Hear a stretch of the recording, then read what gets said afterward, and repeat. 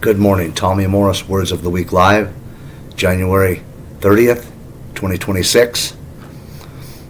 Yesterday morning after I posted, I went upstairs and my wife was listening to a conversation about education, how broad it is. There's public school, private school, charter schools, religious schools, homeschooling.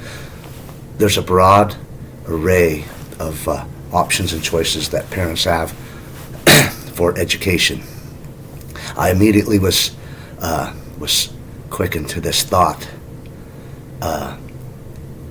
in 2 Kings chapter 5 and back in Matthew chapter 8.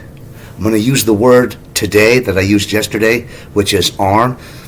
1 Peter 4:1 says, arm yourselves likewise with the same mind.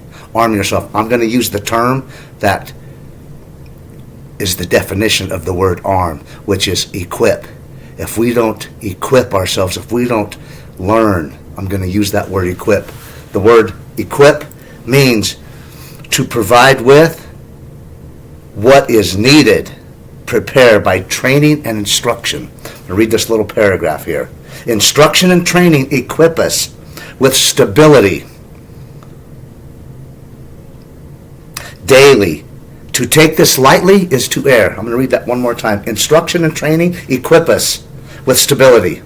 Daily, to take this lightly is to err. I thought of the maiden girl that is in 2 Kings chapter 5, how she was taken in one of the raids of the Syrian army that had just defeated Ahab.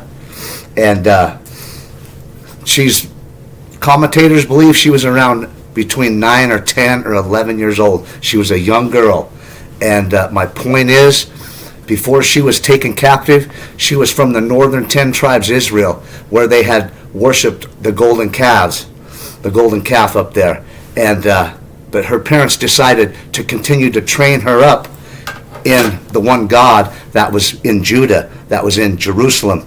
Continue to train her up to continue to have these home Bible studies, these spiritual teachings on the Word of God and the God that they served. There were many gods in that time of idolatrous environment. There was many of them, but her parents kept her trained up in the God of Israel, the God of Abraham, Isaac, and Jacob. So she was over there and she got taken captive.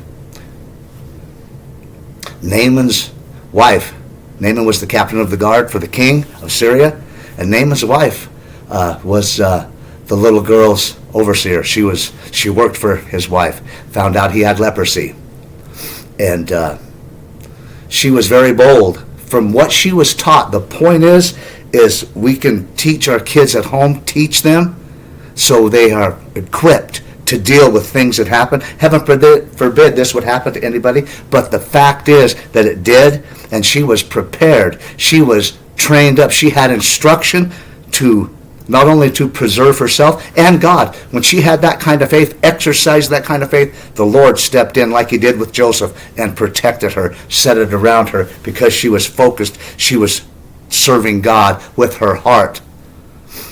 Anyway, I want to read verse 3, 2 Kings 5 and 3. It says, and she said unto her mistress, Naaman's wife, would God, my Lord, were with the prophet which is in Samaria. That ends with an exclamation point. That young girl was absolutely convicted of the belief and her faith that God will heal him if he goes to see the prophet in Samaria, the prophet that served the God of Israel, Abraham, Isaac, and Jacob, the preacher that was there to help and instruct people. If you go see him, whatever she said was so impactful that he packed up a whole bunch of stuff, a whole bunch of gold and silver. Let me just read real quick what he took.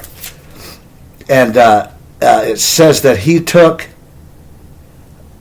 with him 10 talents of silver, 6,000 pieces of gold, and 10 changes of raiment. That's a lot to take with you on the word of a young girl that's 10 years old. She had such conviction when she spoke because of her training, because of her teaching, because somebody's took time to teach her. Just like with today. I wasn't raised in this. I was raised in a Gentile home. My grandmother went to church, my dad when he was young, but they didn't take us. But God put a hunger in my heart to seek God, to seek a better way. And I thank God for that. And through teaching, through homeschooling, when I say homeschooling, yes, teach them some spiritual guidelines. Yes, teach them some things like that that's going to give them some equipment to go out and encourage. I'm going to jump over here to Matthew chapter 8. The centurion, he was a Roman centurion, and he had a servant that was sick of the palsy. And he went to Jesus himself and said, I have a servant that's sick. And normally, when you had a servant that was sick, you just put him in an infirmary, you sent him back to their family, you sent them someplace. But this man took compassion on him, and he was a Roman. In those days, in the days of Christ, with the centurion and that environment, Rome worshipped many gods. Many gods. They were polytheistic, not monotheistic. They had many gods. And for him to be a lover of the God of Israel speaks highly of his pondering, his prayer, his looking at that, his meditation. He looked at it and thought. He prayed about it. He prayed. He thought about it. So when he heard about Jesus was here, he went, and I knew that you could heal him if you did, if you would just say the word, just say the word. But he taught himself. He took it to heart. He prayed. He sought God. And all this has to do with teaching. You've heard that old adage, I want to learn something every day. You're never too old to learn. I don't know how old this centurion was, but he was not a maiden girl's age. He wasn't 10 years old. He was wanting to learn something for the rest of his life, and I believe that he did. For the rest of his life, he was wanting to learn. And he went to Jesus. He went to the King. He went to the Lord of Lords and the King of Kings. I need this help. My servant is sick. And he said, just say the word and he was healed. And he was healed. I'm going to go over to Acts 10. The centurion in the story of Acts chapter 10, a certain man of Caesarea called Cornelius, a centurion of the band called the Italian Band. A devout man, one that feared God with all his house, which gave much alms to the people and prayed to God always. He was there. He was seeking God. His family seen how he acted toward his servant. He went to see Jesus. He was healed. He was teaching his family through his conduct, through his seeking God on a daily basis. He was teaching God. He was going to God for his teaching, but he was teaching his family through his conduct. And he was wanting to armor up his children with information. And I was thinking about this, the acronym AOK, armor up, one word, armor up our kids. We had a little discussion a few months ago about schools and things like that, and we come up with a name called Armor Up Kids Academy. We were just talking, who knows what will happen. But anyway, AOK, armor up our kids. And that's what Cornelius was doing. He was armoring up his kids. AOK. That they might be prepared. They might be trained. They might be, as it said here, instruction and training equip us with stability that would give his kids some stability, as it did the maiden girl. She had some stability. Instruction and training. He was teaching them instruction and training through his conduct. And then he prayed. Peter showed up. Peter came down and there was an angel that came to Cornelius. And then Cornelius sent his servants to Caesarea. Joppa, actually it was Joppa, to get Peter. Peter came back. But the whole thing about this is teaching. Is teaching our kids at home before they go to school. Teach them, and as we're teaching them, we're teaching ourselves. We're learning ourselves. I want to learn something all the time. I want to learn something every day from my grandkids, for my family, that I might be have something of some stability to demonstrate.